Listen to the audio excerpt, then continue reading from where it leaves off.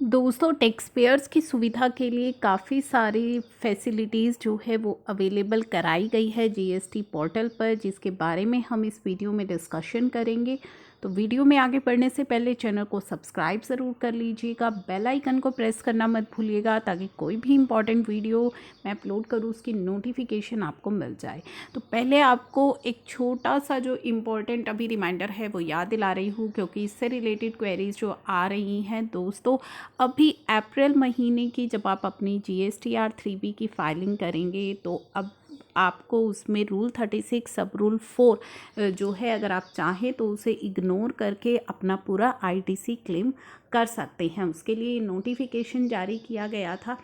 इसमें कह दिया गया था कि such condition shall apply cumulatively for the period April and May and the return in form 3B for the tax period May 2021।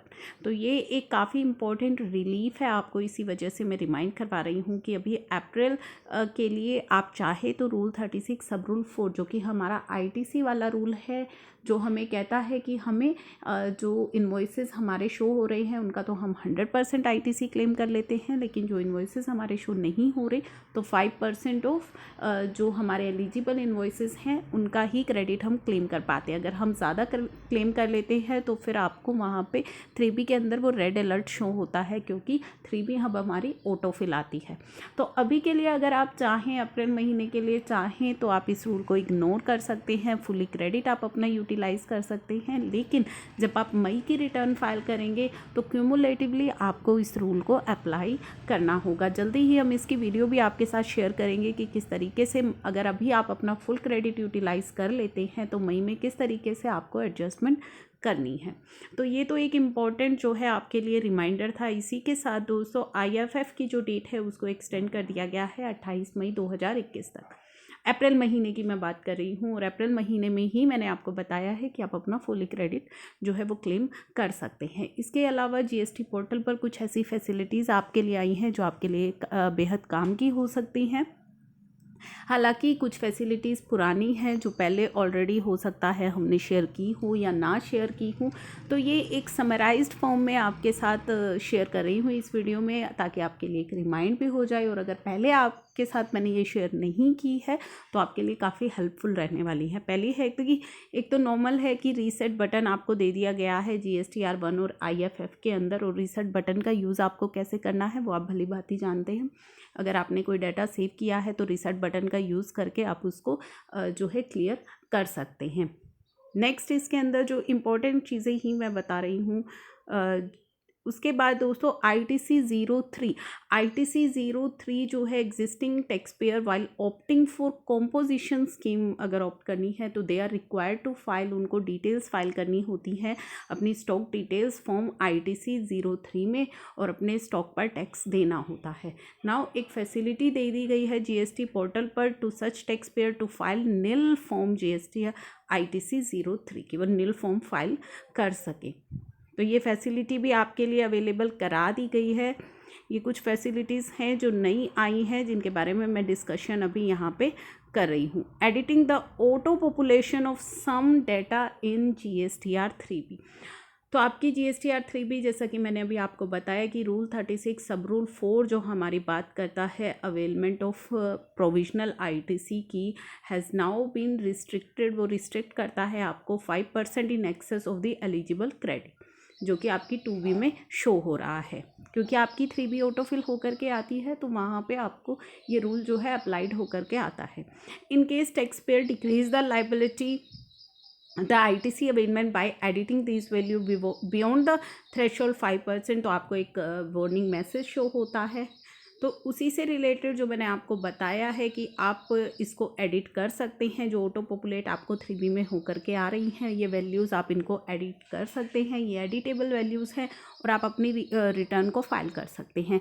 अब इसका लिंक हो गया है उस नोटिफिकेशन से, जैसे कि अब वो नोटिफिकेशन आपको कह रही है कि अप्रैल में आप इग्नोर कर सकते हैं इस रूल को, तो बिल्कुल आप इग्नोर कर पाएंगे, क्योंकि जो आपकी 3B में ऑटो पॉपुलेटेड वैल्यूज़ आ रही हैं उन्हें आप एडिट कर सकते हैं। तो एडिट करके आप चेंज कर सकते हैं उन वैल्यूज़ को, आप पूरा क्रेडिट क्लेम कर सकते हैं और अकॉर्डिंगली अपनी रिटर्न को फाइल कर सकते हैं। इसके बाद ये नोटिस के बारे में बताया गया है कि नोटिस इशू होगा अगर आपने फाइलिंग नहीं करी है, तो ये चीज़ें मैं कवर दोस्तों यहाँ पे नहीं कर रही हूँ। जो इम्पॉर्टेंट चीज़ें हैं जो भी आपके लिए यूज़फुल है, pre login tracking of refund application status. अब यहाँ पे टैक्स पेयर्स को एक फैसिलिटी दी गई है, tax payers and navigate to services tab में आपको जाना है, यानी कि प्री लॉगिन करने से पहले आप अपना रिटर्न एप्लीकेशन स्टेटस जो है उसे चेक कर पाएंगे।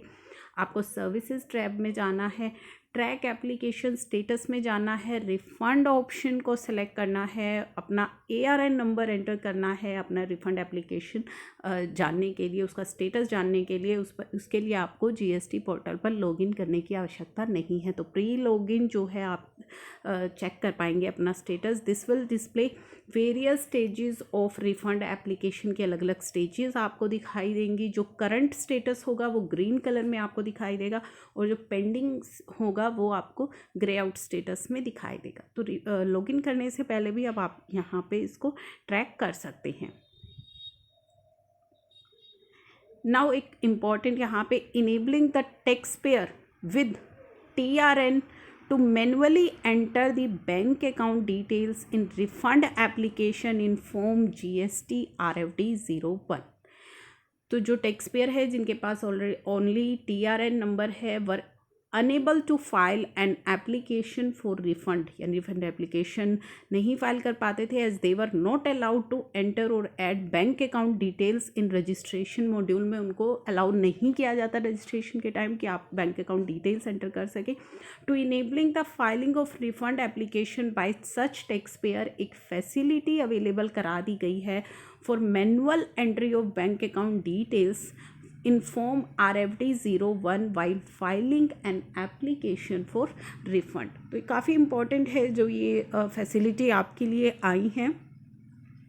नाउ QRMP के अंदर अगर आप है filing of refund application bye tax payer under QRMP scheme, अगर आप QRMP के अंदर है tax pairs who have opted और फॉर असाइंड, या तो आपने ऑप्ट की है या आपको असाइन कर दी गई है GSTR 3B QRMP scheme, will now be able to claim refund on quarterly basis only. अगर आपका एक्सेस टैक्स जमा हो गया है तो आप क्वार्टरली जो है उस रिफंड को क्लेम कर पाएंगे। If such tax payer choose a period other than quarterly, अगर आप अदर देन क्वार्टरली का पीरियड चूज़ करेंगे while filing a refund application तो आपको एरर मैसेज शो होगा and will not be able to proceed with filing of refund application on GST portal.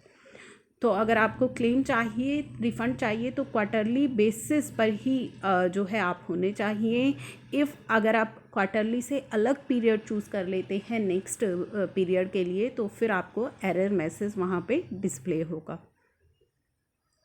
Next important जो functionality आपके लिए available कराई गई थी, सिलेक्शन ऑफ 2 और more reason for voluntary payment. DRC 03 के थ्रू अगर आप वॉल्यूंट्री पेमेंट करना चाहते हैं तो वहाँ पे 2 एक्स्ट्रा मोड आपको दे दिए गए हैं कि GSTR 1 और GSTR 3B की जो लाइबिलिटी है उसका मिसमैच हो रहा है, इस वजह से आप पेमेंट कर रहे हैं, या फिर ITC जो 2A 2B में आपका ITC शो हो रहा है लेकिन 3B में आपने डिफरेंट क्लेम कर लिया है, इस वजह से आप टैक्स पे करना चाहते हैं। तो ये 2 ऑप्शन आपको DRC 03 में दिखाई देंगे। तो दोस्तों ये कुछ यूज़फुल फंक्शनैलिटी है जो आपके लिए अवेलेबल करवा दी गई है GST पोर्टल पर। इनमें से कुछ फंक्शनैलिटी ऑलरेडी हमने डिटेल में डिस्कस करी होंगी पहले भी, लेकिन कुछ फंक्शनैलिटी ऐसी हैं जो हमने डिस्कस नहीं की थी, न्यू फंक्शनैलिटी हैं टोटली, जो अब इस वीडियो में हमने कवर की है। आई होप ये आपके लिए है यूज़फुल।